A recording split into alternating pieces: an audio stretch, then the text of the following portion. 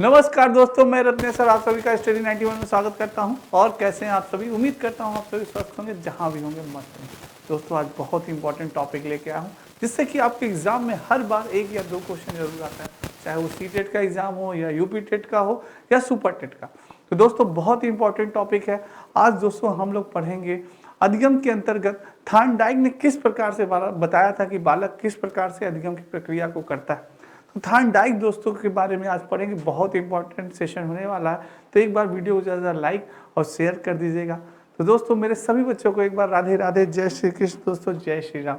आइए स्टार्ट करते हैं दोस्तों ये आपके स्टडी 91 में कुछ दोस्तों बैचेस हैं, स्टार्ट हो चुके हैं। हिंदी का, यूपी टेट का, सुपर टेट का, यूपी पुलिस कांस्टेबल का, यूसी नेट का, आप सभी ज्वाइन कर सकते हैं।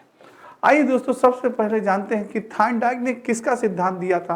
थार्नडाइक ने दिया था उद्दीपक अनुक्रिया का सिद्धांत। किसका दिया था दोस्तों? उद्दीपक अनुक्रिया का सिद्धांत दिया था, या प्रयास एवं त्रुटि का सिद्धांत दिया था दोस्तों। ठीक है, अब पहला क्वेश्चन हमारे मन में उठता है कि ये थार्नडाइक महोदय आखिर निवासी कहाँ के थे। तो दोस्तों याद रखिएगा, थार्नडाइक कहाँ के निवासी थे? अमेरिका के निवासी थे। कहाँ के थे? अमेरिकी मनोवैज्ञानिक थे दोस्तों। अमेरिकी मनोवैज्ञानिक थार्नडाइक ने दोस्तों सीखने के सिद्धांत का प्रतिपादन 1898 ईस्वी में किया था। कब किया था? 1898 में किया था उन्होंने सीखने का सिद्धांत का प्रतिपादन। अपने पीएचडी शोध प्रबंधक शीर्षक दोस्तों एनिमल इंटेलिजेंस इनकी पुस्तक थी दोस्तों, उसमें इन्होंने किया था। इनकी पुस्तक थी एनिमल इंटेलिजेंस, बहुत इंपॉर्टेंट पुस्तक थी, जानवरों से संबंधित पुस्तक थी दोस्तों। में पशु व्यवहारों के अध्ययन के रूप में किया था उन्होंने। उसमें क्या किया था? पशु के व्यवहारों का अध्ययन किया था। नेक्स्ट दोस्तों, थार्नडाइक ने सीखने की व्याख्या व्यवहारवादी सिद्धांत के अनुकूल की थी। किसके अनुकूल की थी? व्यवहारवादी सिद्धांत के अनुकूल की थी दोस्तों। किस प्रकार से बालक सीखता है, उसके व्यवहार में कैसे परिवर्तन आता है, इसके बारे में थार्नडाइक जी ने बताया था। आइए जानते हैं कैसे सीखता है बालक। उन्होंने इसकी व्याख्या करते हुए कहा कि जब कोई उद्दीपन व्यक्ति के सामने दिया जाता है तो उसके प्रति वह कई अनुक्रिया करता है। इसमें सही अनुक्रिया का संबंध उस विशेष उद्दीपन के साथ ही हो जाता है। थार्नडाइक का मानना था दोस्तों, जब कोई भी बालक कोई उद्दीपन देखता है तभी वह कोई प्रक्रिया करता है, कोई अनुक्रिया करता है, क्योंकि बालक को सीखने के लिए उद्दीपक का यानी स्टिमुलस का बहुत ही होना आवश्यक है। थार्नडाइक के अनुसार उद्दीपक का बालक के अधिगम के लिए बहुत ही महत्वपूर्ण योगदान होता है। अब आपके मन में प्रश्न उठना होगा, सर उद्दीपक क्या होता है? आइए जानते हैं उद्दीपक के बारे में, स्टिमुलस के बारे में क्या होता है। उद्दीपन स्टिमुलस, इसका शाब्दिक अर्थ होता है ज्योति, अग्नि अथवा किसी भी भाव को बढ़ा देना।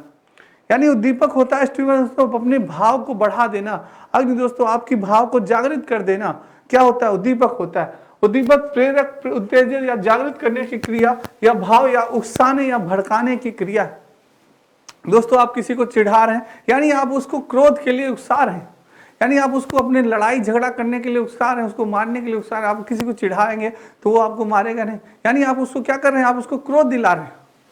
आप कोई किसी को दोस्तों किसी के उसके यानी फेवरेट चीज के लिए ललचा रहे हैं। किसी को कह रहे हैं अरे यार अगर तुम ये काम कर दो तो तुम्हें मैं वेज बिरयानी खिलाऊंगा, नॉन वेज बिरयानी खिलाऊंगा। यानी आप क्या कर रहे हैं? किसी भी कार्य को करवाने के लिए उसे लालच दे रहे हैं। क्या दे रहे हैं? उसे लालच दे रहे हैं। तो यहाँ स्टिमुलस का काम क्या कर रही है? आपकी बिरयानी किसका काम कर रही है? स्टिमुलस का काम कर रही है, यानी उद्दीपक का कार्य कर रही है। यानी अगर तुम ये कार्य करोगे तो तुम्हें बिरयानी मिलेगी। यानी कि किसी कार्य को कराने के लिए आप उसे क्या कर रहे हैं? उकसा रहे हैं, उसे भड़का रहे हैं। तो यही क्या है? स्टिमुलस है दोस्तों। वह वातावरण में होने वाले परिवर्तन के प्रति अनुक्रिया को ही क्या कहते हैं दोस्तों? उद्दीपन कहते हैं। आइए नेक्स्ट जानते हैं दोस्तों, थार्नडाइक ने सीखने की प्रक्रिया के स्वरूप को समझने के लिए उन्होंने बिल्ली पर प्रयोग किया। कई बार पूछा जाता है कि थार्नडाइक महोदय ने किस पे प्रयोग किया, तो याद रखिएगा बिल्ली मौसी पे प्रयोग किया। किस पे प्रयोग किया? बिल्ली मौसी पे, उन्होंने कैट पे प्रयोग किया था। थार्नडाइक ने इसे उद्दीपक अनुक्रिया सिद्धांत कहा जाता है। इस संक्षेप में ऐसा थ्योरी भी कहते हैं, यानी कि स्टिमुलस रिस्पांस थ्योरी भी कहा जाता है दोस्तों इस थार्नडाइक की थ्योरी को। और क्यों कहा जाता है इसके बारे में आइए जानते हैं। इस सिद्धांत के अनुसार सीखने के लिए पहली आवश्यकता, सीखने के लिए बालक को सीखने के लिए यानी बालक के अधिगम में क्या आवश्यकता होती है? पहली आवश्यकता होती है उद्दीपक, यानी कि स्टिमुलस दोस्तों। क्या होती है? स्टिमुलस की आवश्यकता होती है। नेक्स्ट होती है अनुक्रिया, यानी कि रिस्पॉन्स। क्या होती है? रिस्पॉन्स करना दोस्तों। और तीसरी आवश्यकता होती है उद्दीपक अनुक्रिया में गहन संबंध, यानी कि बालक का उद्दीपक और अनुक्रिया में गहन संबंध होना चाहिए, तभी दोस्तों उसका अधिगम का कार्य हो सकेगा, तभी वो सीख सकेगा, तभी वो जान सकेगा। यानी कि उद्दीपक को सीखने के लिए बालक का उद्दीपक यानी स्टिमुलस का होना बहुत ही आवश्यक है, और उस पर बालक अनुक्रिया भी करे, ये रिस्पॉन्स करना बहुत ही आवश्यक है। और तीसरी आवश्यकता, उद्दीपक अनुक्रिया में गहन संबंध भी होना बहुत ही आवश्यक है। आइए नेक्स्ट जानते हैं दोस्तों, ये आपकी स्टडी 91 में कुछ पुस्तकें हैं दोस्तों अपनी हिंदी RO पेट कॉम्बो, पेट बुक RO लेखपाल की दोस्तों ले सकते हैं आप, फ्री डिलीवरी है।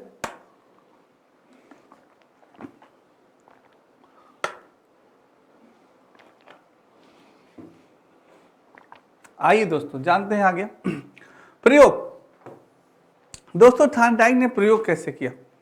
दोस्तों थार्नडाइक जी ने एक बॉक्स में, मैं आपको बताता हूं, थार्नडाइक जी ने दोस्तों एक बॉक्स लिया और उस बॉक्स में क्या किया, एक बिल्ली को बंद कर दिया और उन्होंने एक लीवर लगा दिया। क्या लगा दिया दोस्तों? एक लीवर लगा दिया। और इस लीवर पे जब भी दोस्तों, यानी कि इस लीवर पे जब भी बिल्ली का पंजा पड़ता तो ये दरवाजा क्या होता था, ये दरवाजा खुल जाता था। और जब किसी भूखी बिल्ली को, थार्नडाइक की जो बिल्ली थी वो भूखी थी और उसके सामने जब उसकी फेवरेट डिश रख दी गई, यानी कि मछली, यानी स्टिमुलस यानी उद्दीपन रख दिया गया दोस्तों, तो इस बिल्ली ने और भी ज्यादा अनुक्रिया करना प्रारंभ कर दिया, यानी रिस्पॉन्स करना प्रारंभ कर दिया। थार्नडाइक ने उस बिल्ली को जब दोस्तों पिंजड़े में बंद किया और जैसे ही उसके सामने उन्होंने मछली रखी तो बिल्ली छटपटाने लगी। बिल्ली ऐसे ही भूखी थी, वो निकलने का तो प्रयास कर ही रही थी, पर जब उसकी सामने उसका फेवरेट डिश यानी उसकी मछली रखी देखी मिली उसको, तो वो और भी उसकी भूख बढ़ गई और भी वो ज़्यादा वो छटपटाने लगी और भी वो निकलने का प्रयास करने लगी। तो दोस्तों जैसे ही उसका इस प्रयास में जैसे ही उसका पंजा लीवर पे पड़ा तो गेट क्या हुआ, खुल गया। फिर थार्नडाइक ने ऐसा करने में उसे लगभग 4 घंटे का समय लगा। तो थार्नडाइक ने फिर से बिल्ली को क्या किया, बंद कर दिया। फिर बिल्ली दोस्तों फिर छटपटाने लगी, इधर उधर भागी। फिर दोस्तों इस बार उसको बिल्ली को पहले की अपेक्षा थोड़ा सा कम समय लगा, वो लीवर पे उसका पैर फिर पड़ा, फिर दरवाजा खुल गया। ऐसा थार्नडाइक ने कई बार किया दोस्तों। तो धीरे धीरे दोस्तों जो दरवाजा खुलने की अवधि थी वो क्या हो गई, कम हो गई, क्योंकि बिल्ली अब सीख चुकी थी, बिल्ली अब जान चुकी थी कि अगर दरवाजा खोलना है तो इस लीवर पे पैर रखना पड़ेगा, इस लीवर को दबाना पड़ेगा, तभी दरवाजा खुलेगा, नहीं तो दरवाजा नहीं खुलेगा। तो कुल मिला के दोस्तों थार्नडाइक का ये कहने का अर्थ था कि किसी भी कार्य को अगर हमें सीखना है, किसी भी कार्य को बालक उससे हमें सिखवाना है, तो हमें उसके सामने स्टिमुलस रखना पड़ेगा, उद्दीपन रखना पड़ेगा, किसी चीज का हमें उसे लालच देना पड़ेगा। जैसे दोस्तों आपको अगर CTET में क्वालिफाई करना है, आपको UP-TET क्वालिफाई करना है, तो आपके सामने स्टिमुलस है क्या, गवर्नमेंट जॉब, कि मुझे गवर्नमेंट जॉब मिलेगी तभी अच्छी शादी, अच्छी क्या कहते हैं सैलरी मिलेगी, तभी अच्छी शादी होगी। तो ये सब क्या है, ये सब आपका है स्टिमुलस, यानी आपका उद्दीपक जो आपको प्रेरित करता है कार्य करने के लिए। तो यही दोस्तों इनकी क्या कही गई, SR बॉन्ड कही गई, SR बॉन्ड थ्योरी कही गई, यानी स्टिमुलस रिस्पांस थ्योरी कही गई, SR बॉन्ड थ्योरी कही गई। किसकी, आपके थार्नडाइक की दोस्तों।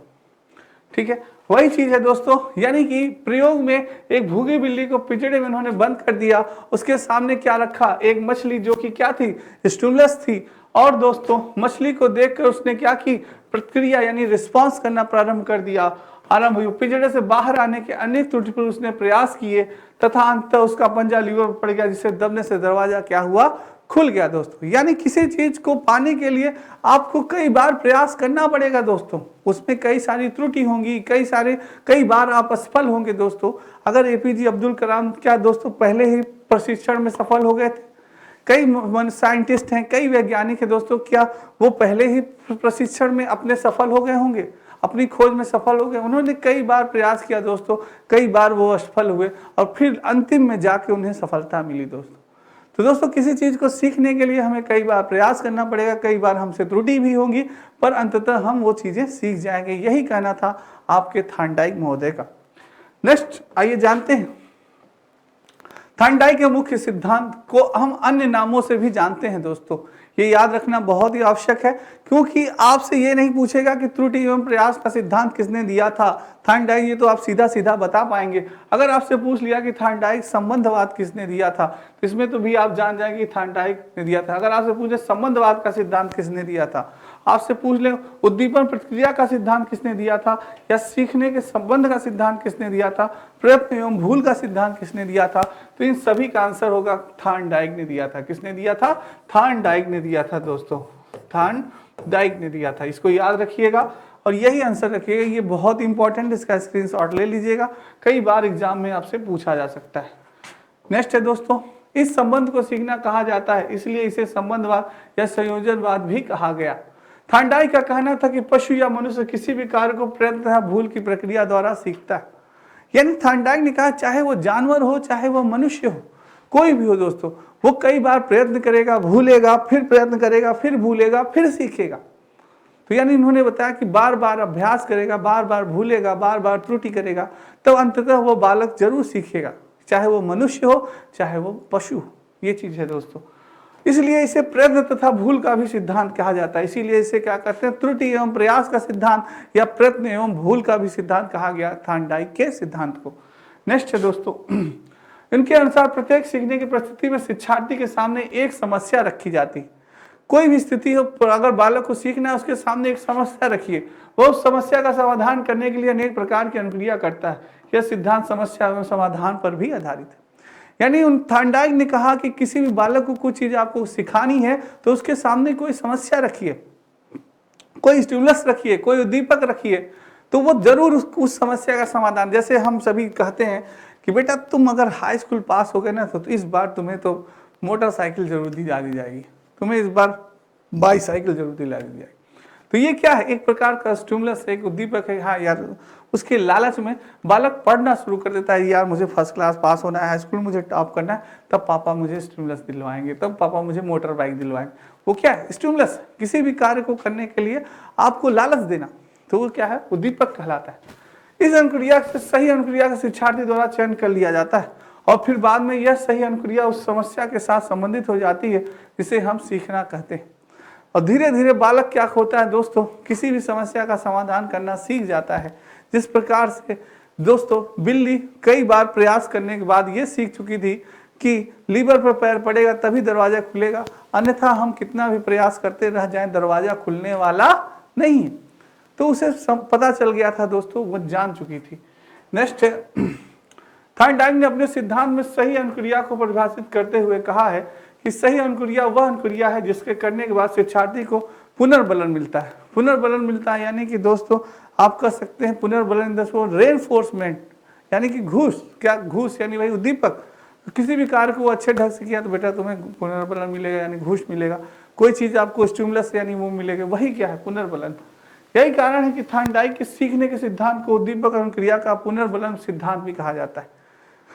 सोचिए, एक सिद्धांत कई नाम, तो इन सारे सिद्धांतों के नाम को आपको याद रखना पड़ेगा दोस्तों, क्योंकि कुछ भी एग्जाम में पूछा जा सकता है। नेक्स्ट है दोस्तों, ये आपकी समीक्षा अधिकारी सहायक समीक्षा अधिकारी का complete score daily video classes chapter wise test.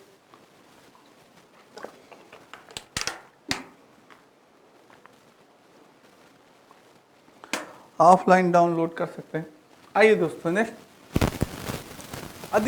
उद्दीपक अनुक्रिया सिद्धांत की कमियां। कुछ मनोवैज्ञानिकों ने दोस्तों इस सिद्धांत में कमियां भी निकाली। दोस्तों कुछ अच्छा होता है तो कुछ खराब भी होता है, आप जानते हैं। जहां प्लस होता है वहां माइनस भी होता है। जहां पे अच्छे कार्य होने लगते हैं तो लोग वहां पे कमियां भी निकालना प्रारंभ कर देते हैं। तो मनोवैज्ञानिकों ने कुछ इनकी उसमें कमी निकाली। उन्होंने कहा यह सिद्धांत पशुओं पर किए गए प्रयोग पर आधारित है, अर्थात यह मनुष्यों के सीखने की प्रक्रिया पर पूर्ण रूप से लागू नहीं होता। उन्होंने पशुओं पर यह प्रयोग किया था, बिल्ली पर प्रयोग किया था, तो मनोवैज्ञानिकों ने कहा नहीं, ये पशुओं पर लागू होगा, मनुष्यों पर लागू नहीं होगा। इस सिद्धांत के अनुसार सीखने के लिए उद्दीपक आवश्यक होता है, जबकि मनुष्य बिना उद्दीपक के भी अनुक्रिया करता है। कुछ मनोवैज्ञानिकों का मानना था कि मनुष्य को सीखने के लिए उद्दीपक की आवश्यकता नहीं है, पशु को सीखने के लिए उद्दीपक की आवश्यकता है। कुछ तो मनुष्य बिना उद्दीपक के भी कार्य करते हैं। हाँ सही बात है भाई, कुछ तो स्वयं मोटिवेट होकर भी कार्य करते हैं, सही बात है, ये भी बात सही है। नेक्स्ट है, यह सिद्धांत प्रयत्न में भूल द्वारा सही अनुक्रिया तक पहुंचने की बात करता है, जबकि मनुष्य सूझ द्वारा सीधे भी सही अनुक्रिया कर सकता है। यानी दोस्तों प्रयत्न के द्वारा ही नहीं बल्कि बालक अपने सूझ, अपने आइडिया, अपने विचार से भी कोई कार्य कर सकता है। जब समस्या आती है तो उसके अंदर विचार भी आते हैं। आप जैसे कि आपने मालूम है कोहलर ने ये आइडिया दिया था, तो ये चीज है दोस्तों। इनका ये भी मानना था, यह सिद्धांत मनुष्य को एक जैविक मशीन और सीखने की एक यांत्रिक प्रक्रिया मानता है, जबकि मनुष्य के सीखने की प्रक्रिया में बुद्धि, चिंतन, तर्क और विवेक का बड़ा हाथ होता है। तो दोस्तों इसमें यानी कि उन्होंने कहा कि यहाँ पे तो बस ये माना गया कि मनुष्य क्या है, एक मशीन है, पर मनुष्य में सीखने के लिए सर्वप्रथम उसकी बुद्धि होनी चाहिए, तर्क होना चाहिए, चिंतन होना चाहिए, तभी मनुष्य सीख सकता है। यह सिद्धांत प्रयत्न तथा भूल द्वारा सीखने पर बल देता है, इसलिए इसमें समय अधिक लगता है। बिल्कुल सही बात है, समय अधिक लगना ही लगना है। उद्दीपक से ज्यादा शिक्षा में उपयोगिता। कैसे इसकी शिक्षा में उपयोगिता हुई बालक की, आइए जानते हैं। बच्चों को कुछ भी सिखाने से पहले उन्हें सीखने के लिए तैयार करने में इसे सिद्धांत को उपयोग किया जाता है। कुछ भी सिखाने से पहले बेटा अगर तुमने अच्छा किया ना प्रदर्शन इस खेल में, या आज इस बार तुम दोस्तों टेस्ट में अच्छा नंबर लाया ना आपने, तो आपको ये वर्ल्ड कप दिया जाएगा। क्या दिया जाएगा? ये वर्ल्ड कप दिया जाएगा। तो ये वर्ल्ड कप सील दिया जाएगा, अरे ये ट्रॉफी दी जाएगी। तो ये क्या, एक लालच दिया गया बच्चों को कार्य करने के लिए। क्या किया गया? एक लालच दिया गया। बच्चे ट्रॉफी देखे, अरे यार ये ट्रॉफी तो पानी है, चाहे जैसे पानी है हमें, ठीक है, ये चीज है दोस्तों। तो मंद बुद्धि बालकों के लिए प्रयत्न में भूल द्वारा सीखने में प्रयास बहुत ही उपयोगी होता है। वाकई में इस सिद्धांत का उपयोग बच्चों द्वारा स्वयं के प्रयत्न सीखने में किया जाता है। बिल्कुल इस सिद्धांत के प्रयोग से छात्रों द्वारा सही अनुक्रिया करने पर उनकी प्रशंसा करनी चाहिए। कोई भी कार्य अगर सही करता है बालक तो आपको प्रशंसा, अरे वाह बेटा बहुत अच्छा किया। इस सिद्धांत के अनुसार सीखने के नियम को सीखने की प्रक्रिया को प्रभावशाली बनाने में प्रयोग किया जाता है। यानी अधिगम को सीखने में, सीखने की प्रक्रिया को इसको प्रभावशाली बनाता है यह नियम दोस्तों। बिल्कुल बार बार प्रयत्न करने से, बार बार प्रयास करने से। आइए दोस्तों अब आपका पॉइंट आता है एग्जाम में किस प्रकार से आपसे क्वेश्चन पूछ सकता है। बहुत इंपॉर्टेंट पॉइंट्स आने वाला है दोस्तों। थॉर्नडाइक के मुख्य नियम, अब बात करते हैं रूल्स की। थॉर्नडाइक ने जो रूल्स दिए, जो नियम बताए, वो क्या नियम थे, जानना बहुत ही आवश्यक है। थॉर्नडाइक ने 2 नियम दिए दोस्तों। कौन नियम दिए? 2 नियम। पहला था मुख्य नियम, प्राइमरी लेवल जो, और दूसरा था गॉड नियम। मुख्य नियम के अंतर्गत दोस्तों इन्होंने 3 बताए। मुख्य नियम कितने बताए? 3 बताए। और गॉड नियम कितने बताए? 5 बताए। गॉड नियम कितने बताए? 5 बताए। लिखते चलिएगा, टाइप करते चलिएगा, याद होगा। मुख्य नियम कितने बताए? 3 बताए। और गॉड नियम कितने बताए? 5 बताए दोस्तों। आइए जानते हैं मुख्य नियम कौन कौन से थे इनके। ये आपके वीडियो ग्राम में करने आप महाबचत ऑफर दोस्तों। आइए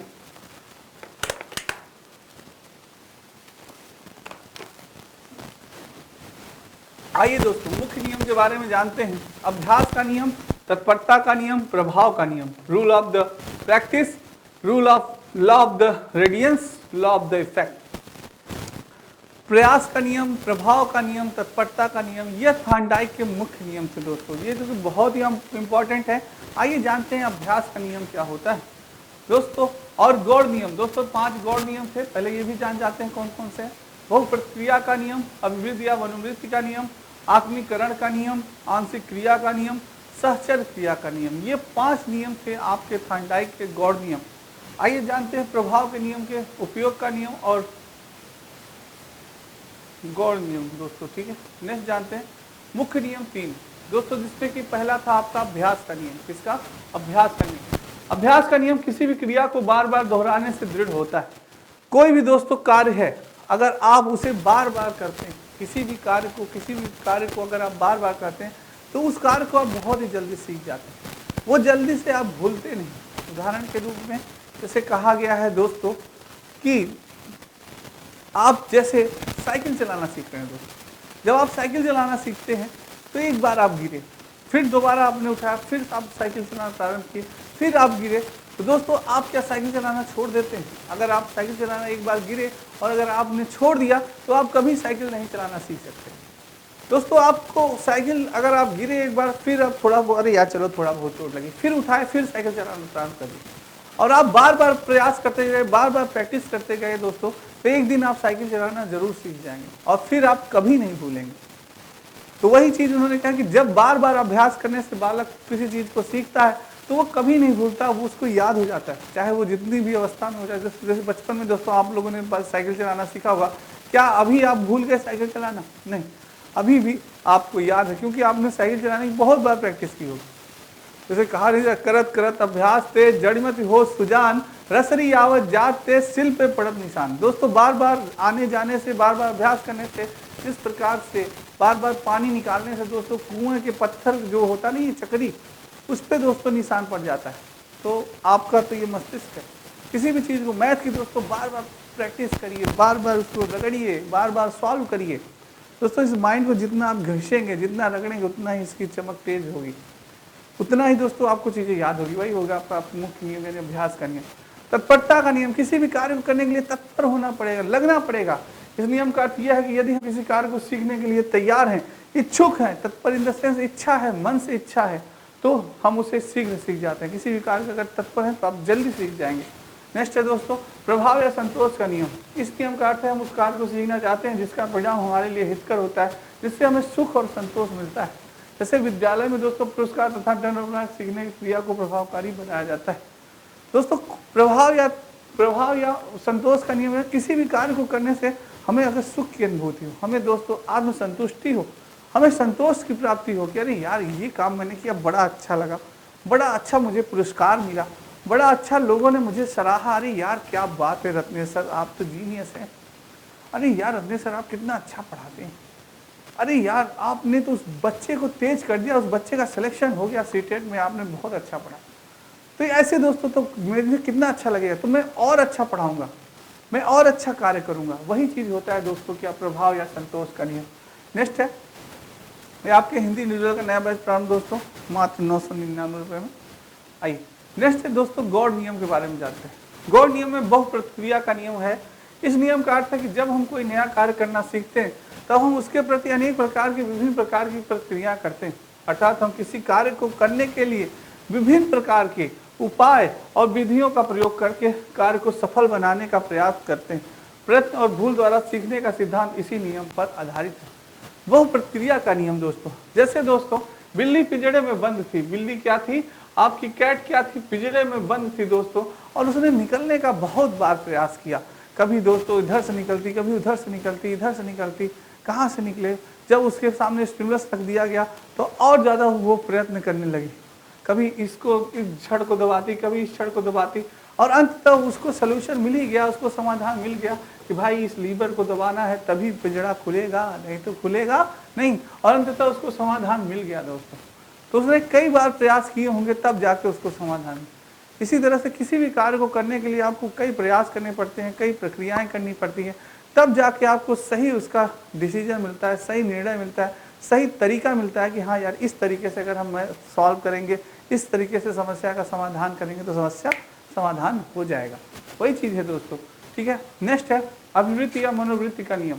इस नियम का अर्थ जिस कार्य के प्रति हमारी जैसी मनोवृत्ति या अभिवृत्ति होती है उसको हम वैसे ही सीखते हैं। अर्थात अगर हम मानसिक रूप से किसी भी कार्य को करने के लिए तैयार नहीं है तो हम उस कार्य को नहीं कर सकते। अगर मानसिक रूप से हम किसी कार्य करने के लिए तैयार हैं हम उस कार्य को कर सकते हैं। जैसा दोस्तों अभिवृत्ति है, जैसी आपकी मन अरे यार, जैसे दोस्तों माझी द माउंटेन मैन, अगर उसने सोच लिया होता नहीं यार इतना बड़ा पहाड़ है मुझसे टूटेगा नहीं, पर उसने क्या सोचा कि अरे यार ये पहाड़ है मैं नहीं तोड़ पाऊंगा तो कौन तोड़ पाएगा, इसको मैं तोड़ के रहूंगा। उसके अंदर आत्मविश्वास था दोस्तों, और उसने वो कार्य किया। अगर वो आत्मविश्वास आपके अंदर आ जाए तो कोई भी चीज़ आपको असफल नहीं कर सकती, हर जगह आपका सिलेक्शन हो जा सकता है।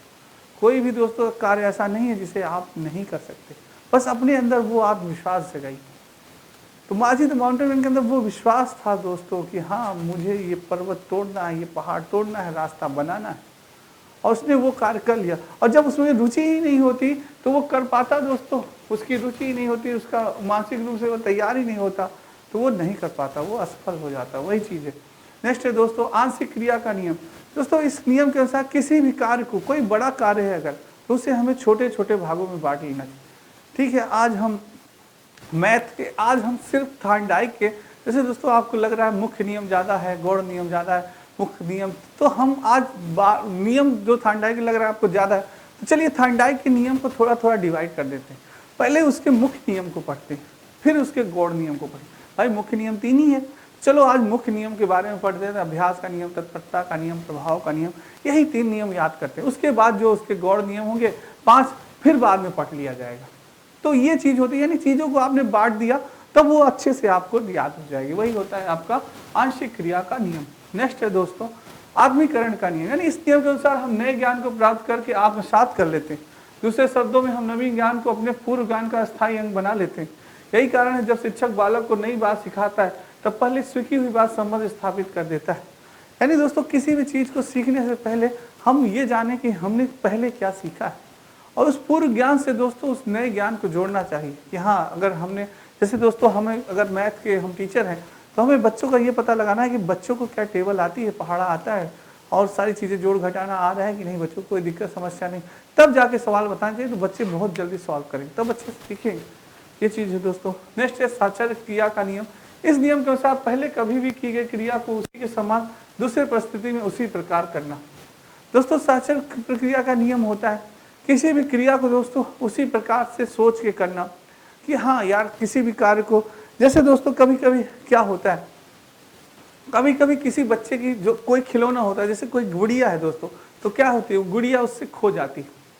तो दोस्तों बहुत ज़्यादा दुखी ना हो, दूसरी किसी को बोतल को ही अपनी गुड़िया मान लेती है, और जिस प्रकार से वो गुड़िया खिलाती है इसी प्रकार से बोतल को भी खिलाया गया, मेरी गुड़िया रानी आप। दोस्तों किसी भी कार्य को करना यानी कि हम उसी प्रकार से उस कार्य को करते हैं। ये नहीं कि अगर किसी कारणवश वो चीज़ हमसे दूर हो जाए तो हम उसे दोस्तों भूलना नहीं चाहिए और अपने कार्य को तत्पर रखना चाहिए, अपने कार्य को करना चाहिए। तो ये चीज़ है साक्षर क्रिया का नियम। यही कहलाता है कि इस पहले कभी की गई क्रिया को उसी के समान दूसरी परिस्थिति में भी हमें उसी प्रकार करना चाहिए। चाहे जैसी परिस्थिति आए दोस्तों, हमेशा हमें मुस्कुराते रहना चाहिए, हंसते रहना चाहिए। जिस प्रकार से अगर सुख में हम हंसते हैं, खेलते हैं, उसी प्रकार से दुख भी आ जाए तो हमें दोस्तों उसी प्रकार से उसका सामना करना है और हंसते खेलते रहना है। ये आपके नितिन सर के द्वारा लिखी गई सारी पुस्तकें दोस्तों बहुत ही इंपॉर्टेंट पुस्तकें हैं, आप सभी देख सकते हैं दोस्तों। तो दोस्तों आज की क्लास आपको कैसी लगी कमेंट बॉक्स में एक बार कमेंट जरूर करिएगा दोस्तों। अगर अच्छी लगी हो तो लाइक और शेयर जरूर करिएगा, नहीं तो मत करिएगा। आज के लिए इतना ही, कल फिर मिलेंगे बहुत इंपॉर्टेंट टॉपिक के साथ। तब तक मेरे सभी बच्चों को राधे राधे, जय श्री कृष्ण, जय श्री राम, जय हिंद दोस्तों।